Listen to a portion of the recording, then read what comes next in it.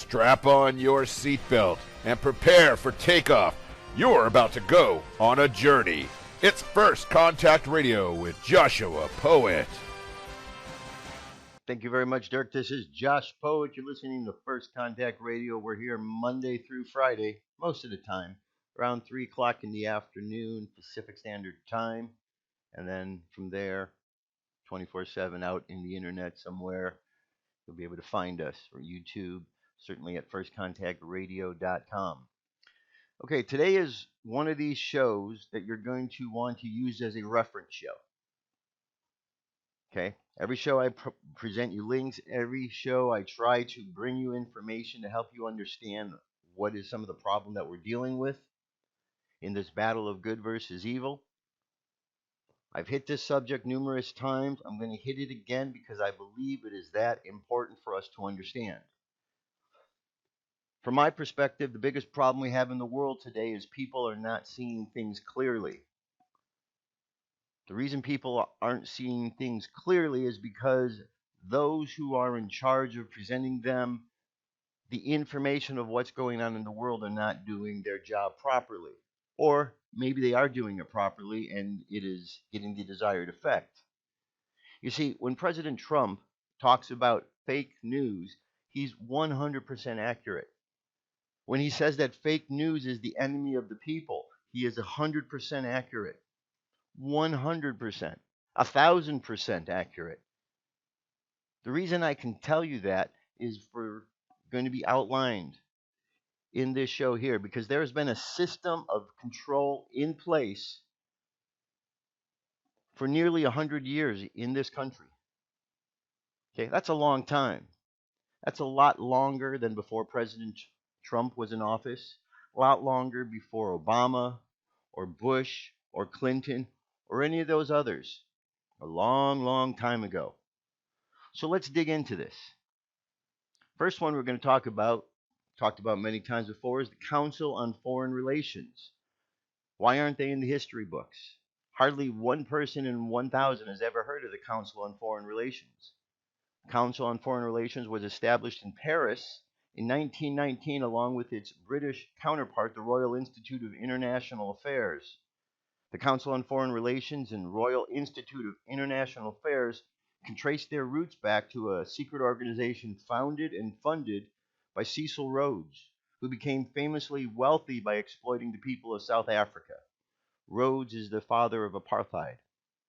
The Council on Foreign Relations was founded by a group of American and British imperialists and racists intent on ruling the world.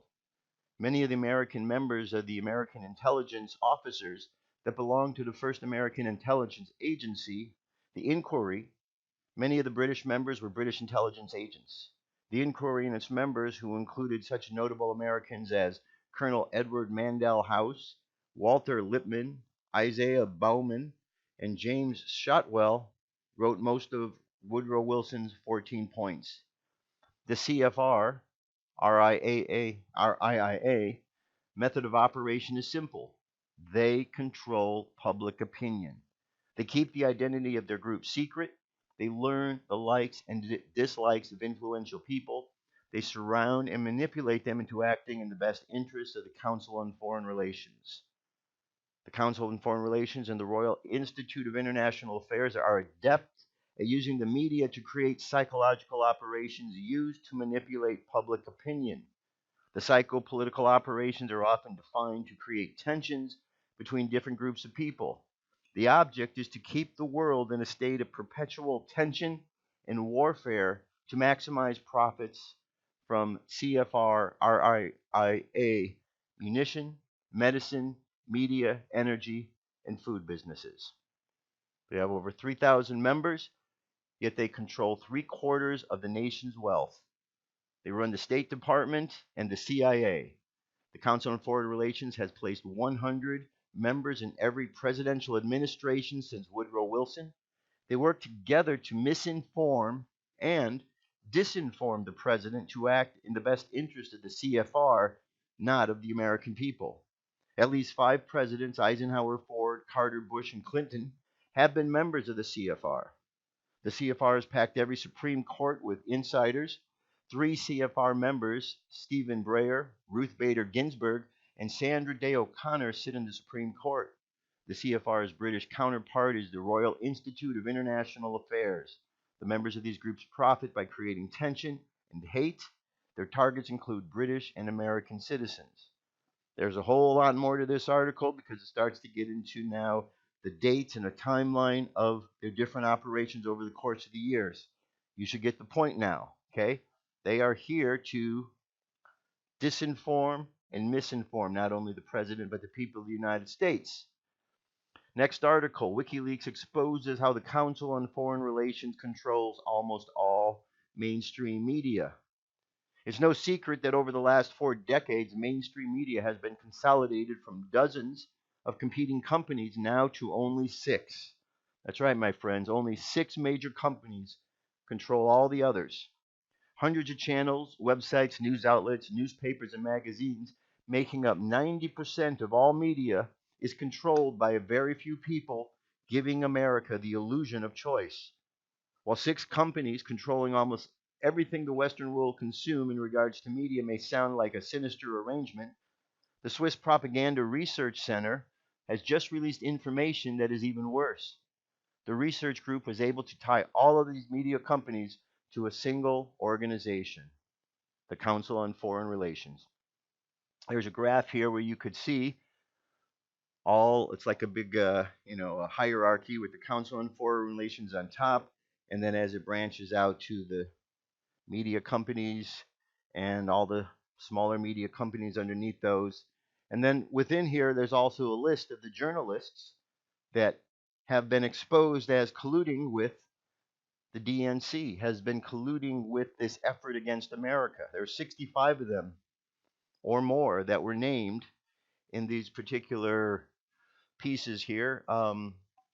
We have anywhere, let's see, New York Daily News, The Slate, The Nation, Foreign Affairs, Foreign Policy, National Interest, American Interest, Financial Times, Reuters, Political, Bloomberg, Forbes, LA Times, News Corp, Fox News, Wall Street Journal, NBC, The Economist, Time, New York Times, Alphabet Group, NPR, PBS, USA Today, The Daily Beast, Newsweek, New York Review of Books, The New Yorker, Disney, ABC News, Time Warner, CBS News, CNN. Okay, so these are the ones who are out there giving this information, and there's a lot of them. Okay, Council on Foreign Relations, controlling all of that. A lot more to this article. Moving on, because there's a lot more to this trail. Okay, so we have the Council on Foreign Relations, 1919, 1921. Controlling the media. They bought up and they went in and put themselves in all the media outlets, 25 of the largest ones at that time. And there they were in control of things. Meanwhile, Nazi Germany, Joseph Goebbels is there with his propaganda machine going. The propaganda machine was all about the understanding, just like the CFR was about controlling what people thought by putting propaganda in the music, in the literature, and in the movies that they were making. Same thing. But what happened? The World War ended, and those German scientists needed to go somewhere. Where did they go? Well, Operation Paperclip was the code name under which the U.S. intelligence and military services extricated scientists from Germany during and after the final stages of World War II. The project was originally called Operation Overcast, and is sometimes also known as Project Paperclip. Of particular interest were scientists specializing in aerodynamics and rocketry, chemical weapons, chemical technology, and medicine. These scientists and their families were secretly brought to the U.S. without State Department review and approval. Their service for Hitler's Third Reich, NSDAP, and SS membership, as well as the classification of many as war criminals or security threats, also disqualified them from officially obtaining visas. The aim of the operation was capturing equipment before the Soviets came in. The U.S. Army destroyed some of the German equipment to prevent it from being captured by the advancing Soviet Army. The majority of scientists, numbering almost 500, were deployed at White Sands Proving Grounds, New Mexico, Fort Bliss, Texas, and Huntsville, Alabama, to work on guided missiles and ballistic missile technology This in turn led to the foundation of NASA and the US ICBM program. Now, even though there's much information still classified on the project, however, those scientists and those involved with the mind operations also were part of this. And they came to America. Coming to America. That was in the after the World War, 1945. 1947, CIA was created. At this time, we also had Roswell going on just shortly before that. How is that connected? Somehow or another, it all ties into the big mix because part of it is the psychological operation, part of it was a cover up. A little bit of this, a little bit of that. We don't have the full story that's being told to the general public, though behind the scenes we've heard a lot of discussions of what may have actually gone on. Now, after the CIA was created, they came up with another project, Operation Mockingbird. Operation Mockingbird was a CIA program that enlisted more than 400 American journalists, as well as journalists around the world, to manipulate public opinion by spreading propaganda, or what we call it today, fake news.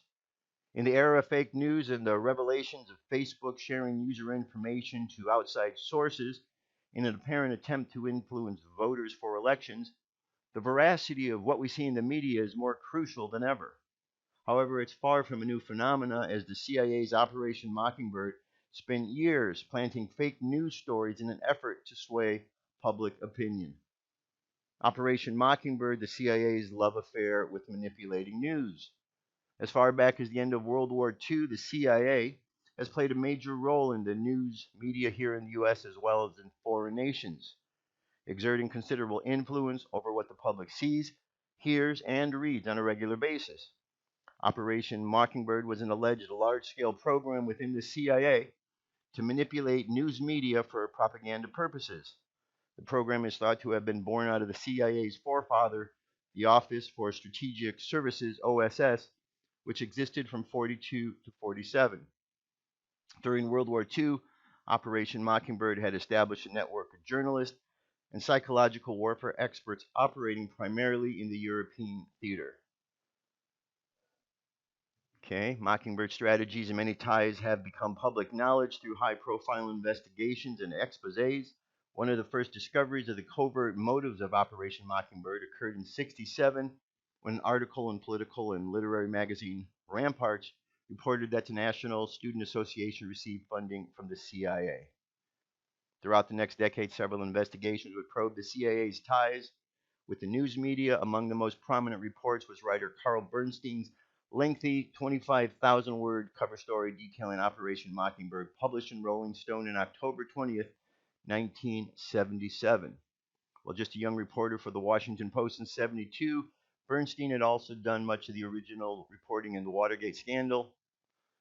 After leaving the Post in '77, he spent 6 months looking into the relationship between the CIA and the press during the Cold War years. He concluded that in the past 25 years, more than 400 American journalists secretly carried out Mockingbird assignments for the CIA, according to documents on file at the CIA headquarters. Okay, there's more to the article. I now have a video here, 3 minutes, 12 seconds. This is an actual video going back to the 70s when there was a hearings about the amount of media that were actually intelligence officers, CIA agents. Okay, you got to listen to this. They were concerned back then. That's long before Donald Trump came into office. Fake news was well underway. Now, I also have the link here to the Carl Bernstein article that was just being talked about. It says at the beginning, CIA and the media, how Americans' most powerful news media worked hand in glove with the Central Intelligence Agency, and why the Church Committee covered it up. That's the video that I have the link for here. In '53, Joseph Alsop, one of America's leading syndicated columnists, went to the Philippines to cover an election. He did not go because he was asked to do so by his syndicate. He did not go because he was asked to do so by the newspapers that printed his column. He went at the request of the CIA. He's one of more than 400 American journalists who in the past 25 years have secretly carried out assignments for the CIA according to documents on file at their headquarters. Okay, more to this article. 25,000 words. I'm not going to read this whole thing to you. This is where you're going to have to do your homework and continue on, because I've got another article here. Globalresearch.ca, the CIA and the media, 50 facts the world needs to know. This article by Professor James Tracy, first published in August 2015, is of particular relevance in relation to the fake news campaign directed against alternative and independent media. The bitter irony is that the media cover-up of the CIA's covert support of Al-Qaeda and ISIS is instrumented by the CIA, which oversees the mainstream media. And down here it has 50 good points. The CIA talks about Mockingbird.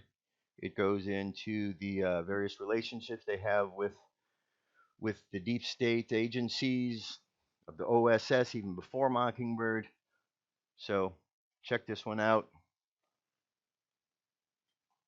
Jumping ahead to 2012, the NDAA legalizes the use of propaganda on the U.S. public. The newest version of the National Defense Authorization Act includes an amendment that would legalize the use of propaganda on the American public, reports Michael Hastings of BuzzFeed. The amendment, proposed by Mark Thornberry of Texas and Adam Smith of Washington and passed in the House last Friday afternoon, would effectively nullify the Smith-Mundt Act of 1948, which explicitly forbids information and psychological operations aimed at influencing U.S. public opinion. Thornberry said that the current law ties the hands of the American diplomat officials, military, and others by inhibiting our ability to effectively communicate in a credible way. The vote came 2 days after a federal judge ruled that an indefinite detention provision in the bill was unconstitutional. Okay, Obama signed this extension. At this point now, it is legal to use propaganda on the American people, and that's exactly what the media does. That's exactly what is done in movies. That is exactly what's done in music. All the same way that Joseph Goebbels was doing to the German people in Nazi Germany. Same thing. Same ideology. Just remember, Nazi, National Socialist Workers' Party. The Nazis were socialists. The socialists wanted to control what other people thought. If you didn't agree with their thought, their branch, the SS, would go out and beat you up. In the same way, we have the media forcing down our throats what we're supposed to believe. It's been manipulated, going all the way back to 1919. We're manipulated with this news, and if we don't agree with it nowadays, we're criticized, we're called all kind of names. Violence happens. Antifa is running out there as a violent arm of the Democratic Party. And yet, this last weekend, the shooters, both of them, were connected to Antifa. So this is what goes on when we allow fake news to run rampant. And instead of people questioning what does Donald Trump mean when he says fake news, they simply demonize him for saying it. But if you just take time to look at the problem, you begin to understand that our media, our news, the information that we have been given over the past 100 years has been manipulated. And the only way to be able to source anything useful out of it is if one has the ability to use logic, to logically look at the information. Because the information in this day and age, we know that the one element that works is being used is emotions. We see a whole party that is running crazy on emotions and how they feel. We saw a video of the Democratic Socialist thing in Atlanta, which was all about feelings. These people want to take over the world. They feel a certain way. It's all a big ruse. It's a big lie. Those people are feeling because they've been pushed by the media that is lying to them about what's going on. The media is truly the enemy of the people. Here's an article from Tiffany Fitzhenry, Behind the Illusion, Ellen DeGeneres. It lays out Ellen DeGeneres' connection in with in with the CIA, how she is a willing participant. It goes on through the course of the articles to talk about how she's made it clear to those when asked that she would be willing to do anything to push the agendas of the Clintons. Okay? A lot here to this article, but it just hammers home again the point that these people that are being trusted to provide entertainment are not who we think they are. Ellen DeGeneres is one of those. And we could see when we understand and have our eyes open to see that, we see it clearly when we watch the shows and we see what she's about. We could see through it. After seeing pictures of Oprah Winfrey and Harvey Weinstein, it's opened people's eyes who are paying attention to see there's something more to Oprah than we're not really aware of. And then we start digging in and we find out that there's some concerns with some of Oprah's interests out there in the world that are connected to human trafficking. Again, Oprah is not who we think she is. It's all deep state activity that's been going on for a long time, manipulating the minds, because the mind is the place that is the weak link. You get to the mind, you break the mind, you manipulate the mind, you control it. It's that simple. We saw the shooters this weekend. The media is trying to paint it out as if one was right and one was left. No. They both had ideologies that were connected to Antifa. They both had ideologies that were connected to psychiatrists they were working with because there was mental problems here. They both had ideologies that were very leftist, socialist, communist, anti-American agendas. Not to mention the fact that there was more to the story than what we know, because there were multiple shooters described at the El Paso event, and yet we're only being shown one particular shooter. And then after a while, they changed the picture to another picture, but kept the same name. And now the media is trying to play a trick on people, saying, we're not going to mention the shooter's name. Right, because you don't know. Because you don't know what's going on. So it's easier just to say, we're not going to mention his name, than anything else. So it's all a big, stupid game they're playing. There's a link that I put here to the shooter from Dayton and his connections. He has connections that tie into, with his mother, into Les Wexler. Who's Les Wexler? Victoria's Secret. He's connected in with Jeffrey Epstein. So now this guy that was shooter in Dayton, bizarrely enough, through different connections, through looking at the ways and the relationships he has and the people he knows, there is a connection to Jeffrey Epstein and the human trafficking. Is there a human trafficking going on in Dayton? I don't know. I don't know. Something worth looking into, and I'm sure the authorities are looking into it. Because people aren't being told the truth by the media. They're not being told the truth at all. Now, why is all this going on? Is there, we have this division of people. I don't like seeing people divided. A lot of people don't like it. We're supposed to be one human race. Instead, we have groups pointing out their skin color is more prevalent than theirs, and this skin is bad, and this one is bad, and this one's gender, and it's all a bunch of nonsense. We're one human race. We're all supposed to be able to get along. We're not supposed to have the divisions, but the divisions are there because those who are doing the dividing are being influenced by unseen forces. They have weak minds, and weak-minded individuals are influenced by dark demonic forces. Go to right here, the non-commodity library, reality of the rulers. Because of the reality of the rulers, inspired by the Spirit of the Father of Truth, the great messenger, referring to the authorities of darkness, and that great messenger, this would be Paul, told us that our contest is not against flesh and blood, but rather the authorities of the universe and the spirits of wickedness. I have sent this to you because you inquire about the reality of the authorities. Their chief is blind because of his power and his ignorance and arrogance. He claimed that he was God and there was no other besides him. And when he said this, he sinned against all. His speech rose up all the way to the incorruptible part of God, that incorruptibility. And when that voice of Samuel got up there, that incorruptible voice returned and said, "You are wrong, Samuel. You are just the God of the blind." Well, Samuel didn't like that, and his effort was from that moment forward to try to trap that voice, to trap that spirit. And from there, the story unfolds to where the human was created in order to try to trap that spirit within it. We know how things unfolded over time. Human has gone through challenges, but we go all the way to the back where there is demonic purposes involved. There was manipulations involved. So here we are in this present time, being manipulated by unseen forces,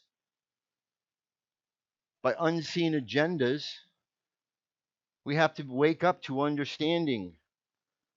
There's a video here, really good one. Last one I'm going to bring you for the day. It's called "Who is Trump in the Bible? Billions Won't Know It." Dr. Gene Kim. He does great analysis, breaking down the Bible. Great biblical scholar here, and I believe a pastor as well. Breaking things down, showing you in the Bible that Donald Trump is playing a role very important that God has assigned for Trump. Bottom line, he's the good guy. And with Scripture, Dr. Gene Kim backs that up. So I suggest you listen to it. This one's only 26 and a half minutes long. Listen to that. Listen to what he has to say. There's a battle of good versus evil right now, my friends. We've read for a long time. We've heard for a long time the idea that there would be evil in the world at some point. Maybe we thought that this would be way, way out in the future. It's happening right now. Prophecy is being fulfilled. End time prophecies are unfolding before our very eyes, yet many are unaware because they're so caught up in this illusion that the media has painted. They're so consumed by the hatred that is being drummed up because of the emotions that are being fueled by the lies from the media. It all ties back. We're beings that thrive on information. And when we have good information, we can do good things. But you know that saying, garbage in, garbage out. You get bad information, you spit out bad results. And that's exactly what's going on. Because the sources that have been trusted to provide information have disinformed, they've misinformed, and then they're working overtime to censor anyone who's trying to contradict their lies with truth. It's been going on far too long. But now we have someone who is changing that. Someone in office, a president, a leader, who is not part of their New World Order agenda, who is not part of that mindset of controlling people. And that is why they hate him. Because they want to control the New World Order agenda. Donald Trump is here to set us on a path of standing up for ourselves and not having that control. He's here to expose a light on the fake media and all the fakeness that is hurting us. So we need to either get on board at this point with God and what God's plan is, or continue to follow on the path of hatred and anger and violence that is the path of the dark forces. It's up to us. It's up to us. The only way to not get fooled is we got to go out into the world each and every day prepared, strengthened in spirit, strengthened in mind, protected. We protect ourselves with the words of God. The armor of God is the most powerful one that I could think of right now, because you're actually just imagining an armor of light around your body, and you strengthen that with your faith. These aren't just needless words that the persons, the prophets, the teachers from the Bible put out. These are true words of how we overcome evil.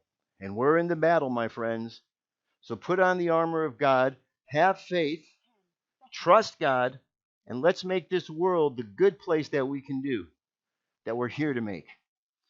God bless. I'll talk to you tomorrow. Have a great day. Peace. I'm out of here.